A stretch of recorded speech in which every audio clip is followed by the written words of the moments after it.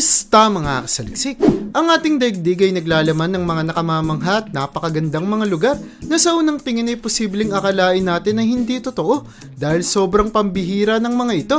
Kaya mula sa bundok na may edad na 2 bilyong taon hanggang sa lokasyon na pinagdedebatihan pa kung ligtas para sa publiko, ay pag-usapan natin ang 10 hindi kapani-paniwalang lugar na hindi makakalaing totoo pala. Kaya kung handa ka nang malaman ng mga ito ay simulan na natin. Number 10, Mount Roraima.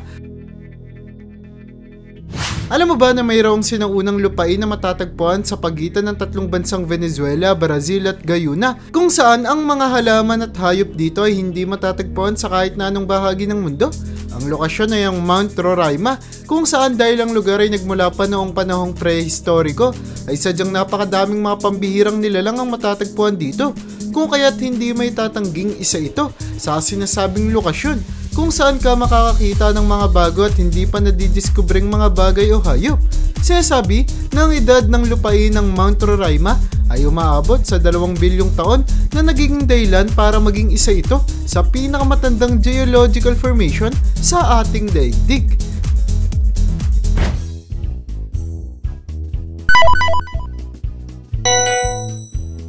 Number 9, Marble Caves.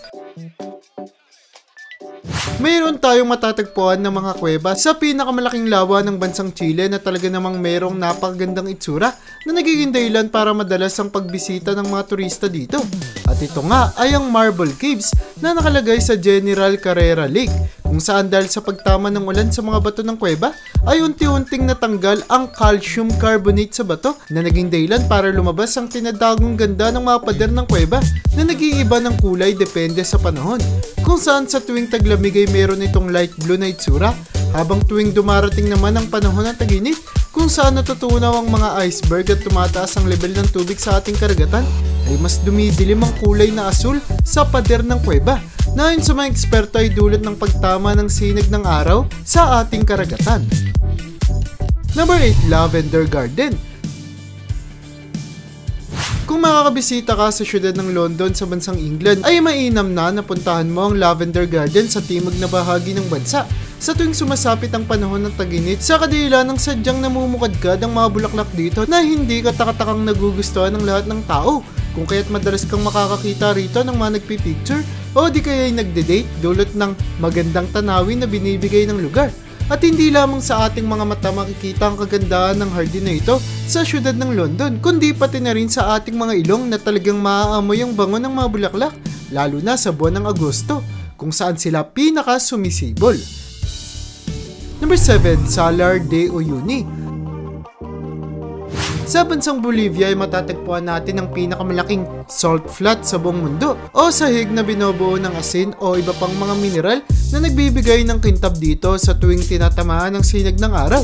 Ayon sa mga eksperto ay ang lagpas 10,000 square kilometers na lupain ay ang kinalabasan ng natuyong sinaunang lawa sa lugar na naging dahilan sa pagkabuo ng maladesyertong lugar na ito na nakakagulat dahil ang sahig ay tila ba gawa sa salamin dulot na kaya nitong magbigay ng malinaw na refleksyon na talagang nagpapamangha sa lahat ng bumibisita rito. Dahil din sa ang Salar de Uyuni ay tila ba isang desyerto kung saan walang kahit na anong anyong tubig dito, ay madalas na maliwalas ang kalangitan sa lugar na talagang rene-reflect ng sahig na gumagawa ng napakagandang imahe na sobrang kinagigiliwan ng lahat ng makakakita rito. Number 6, Tianzi Mountains.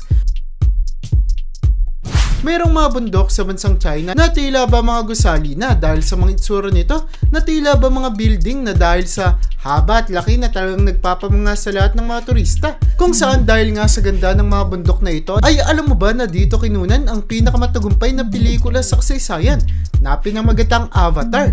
Ang ganda ng Tianzi Mountains ay nagmula sa matagalang pag-erode ng mga bato dulot ng hangin at tubig galing sa ulan na nagbigay sa iba't ibang hugis at itsura ng mga bundok. Dahil din sadyang na-expose sa iba't ibang elemento ang Tianzi Mountains, ay sinasabi ng mga eksperto na posibleng magbago pa ang itsura ng mga ito sa hinaharap, kung saan posible silang lumaki o kaya'y bumaba o di kaya magkaroon ng ibang kulay na makikita na lamang natin sa hinaharap.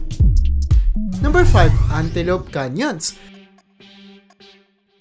Sadya naman talagang napupuno ang ating daigdig ng napakaraming magagandang mga lokasyon. Kagaya na lamang rito ay ang Antelope Canyons na matatagpuan sa Arizona sa bansang Amerika, kung saan ang mga kanyon o bangin ay gawa sa mga sandstones na nagkaroon ng hugis na tila ba mga alon. Dahil sa paulit-ulit at matagalang pagtama rito ng tubig mula sa mga pagbaha o di kaya pagulan, ang napakagandang Antelope Canyons ay talagang binibisita ng mga turista taon-taon simula nang magbukas ito sa publiko noong 1983. Ngunit kung nanaising bisitahin ng lugar ay kinakailangan na may kasama kang isang guide na magagabay sa iyo dahil sadyang mapanganib ang pag-explore dito ng mag-isa. Dulot ng madalas na nagkakaroon ng pagbaha sa lugar na posibleng maging dahilan para malaglag ang mga sandstones na bumubuo sa pader na maaaring bumagsak o tumama sa iyo. Number 4. Algarve Caves.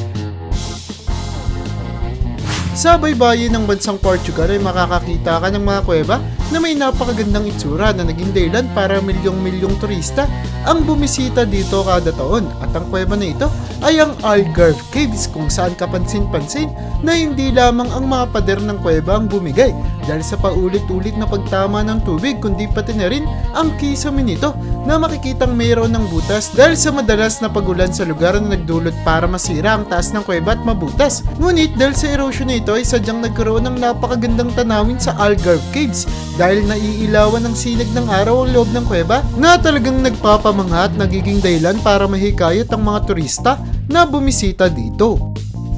Number 3. Enchanted River. Hindi lamang sa ibang mga bansa matatagpuan ang mga nakamamanga at tila ba hindi totoong mga lugar, kundi pati na rin sa ating bansang Pilipinas, kung saan mayroong ilog sa ating bansa na tinatawag na Enchanted River. Dulot na ang tubig dito ay sadyang napakalinaw at asul na naging dahilan para madaming mga turista mula sa iba't ibang panig ng daigdig ang may gustong bumisita sa lugar. Pinaniniwalaan na ang dahilan kung bakit sobrang linaw ng tubig sa ilog na ito ay mayroong kuweba sa ilalim na nagtatanggal ng lahat ng dumi sa ilog na nagdudulot para walang kahit na anong dumi ang makikita rito. Number 2. Shimmering Shores of Vadhu. Kung may plano kang bumisita sa bansang Maldives ay mainam na sa buwan ka ng Hunyo hanggang Pebrero pumunta upang makita mo ang nakamamanghang kaganapan na tinatawag na Shimmering Shores sa dalampasigan ng isla ng Vadhu, kung saan nagliliwanag ang kanilang mga tubig na inaanod sa pampang na sadyang nagpapamangha sa lahat ng nakakakita rito. Ang kakaibang pangyayari ay dulot ng mga sea planktons sa tubig na gumagawa ng phenomenon na tinatawag na bioluminescence, kung saan ang isang nabubuhay na nilalang ay gumagawa ng ilaw na ayon sa mga eksperto ay para maproteksyonan ng isang hayop ang kanilang sarili, na kahit pa nakatulong nga para palayuin ng mga agresibong hayop na gustong umatake sa kanila, ay sadyang nang akit naman sa mga turista para lapitan at taon-taong bisitahin sila. Bago tayo dumako sa una sa ating listahan ay pagmasdan ang minahang ito. Ang larawang nakikita mo ngayon ay hindi isang ordinaryong minahan dahil isa lang naman ito sa pinakamapanganib na minahan sa mundo, kung saan matagal na itong inabandona. Ngunit ito ang tinuturong dahilan kung bakit nagkaroon ng mga sakit ang taong nakatira malapit sa minahan. Naglalabas kasi ang minahan ng sobra-sobrang carbon monoxide na talaga namang hindi normal para sa maraming mga tao, lalo na at kung ma-expose pa sila dito. Number 1. Fly Geyser. Mayroong geyser sa Nevada sa bansang Amerika na hindi pinahihintulutang bisitahin ng kahit na sino dahil sa posibilidad na makadulot ito ng peligro sa mga tao.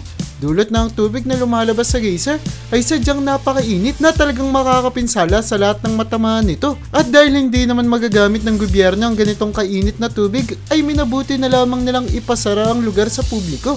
Ang tubig na lumalabas sa geyser ay kayang umabot sa taas na 5 talampakan, at dahil sobrang lakas kung maganap ang pagputok ng fly geyser ay hanggang sa kasalukuyan ay pinagdedebatihan pa din kung bubuksan pa bang muli sa publiko ang lokasyon sa takot na baka madaming mga tao ang mapiligro kung sakaling mahintulutan ng mga turista na bumisita rito.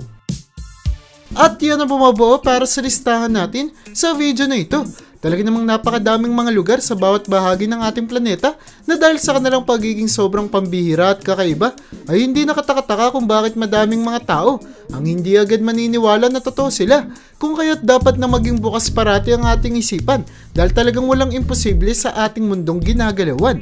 Kaya para sa'yo, alin sa mga lugar na ito ang gusto mong bisitahin? I-comment mo naman yan sa baba. At hanggang dito na lang muna ang aking bahagi. Hanggang sa muli mga kasaliksik. Maraming salamat sa panonood. See you in my next vid.